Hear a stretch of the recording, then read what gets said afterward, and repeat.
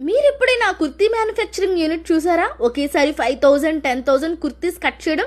చూడకపోతే ఈ రీల్ చూడండి. ఇటువంటి మ్యానుఫ్యాక్చరింగ్ యూనిట్స్ చూడాలంటే మనం ఖచ్చితంగా చీరలకి పుట్టినిల్లు అయిన సూరత్ మహానగరానికి వెళ్ళిపోవాల్సిందే. సూరత్ లో మనకి చాలా మ్యానుఫ్యాక్చరింగ్ యూనిట్స్ ఉంటాయండి. బట్ బిగ్గెస్ట్ మ్యానుఫ్యాక్చరింగ్ యూనిట్ వచ్చేసరికి మన అరుణ టెక్స్టైల్స్.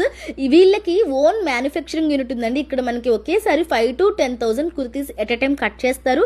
అండ్ ఇప్పుడు మీరు చూస్తుంది అంతా కూడా స్టిచ్చింగ్ యూనిట్.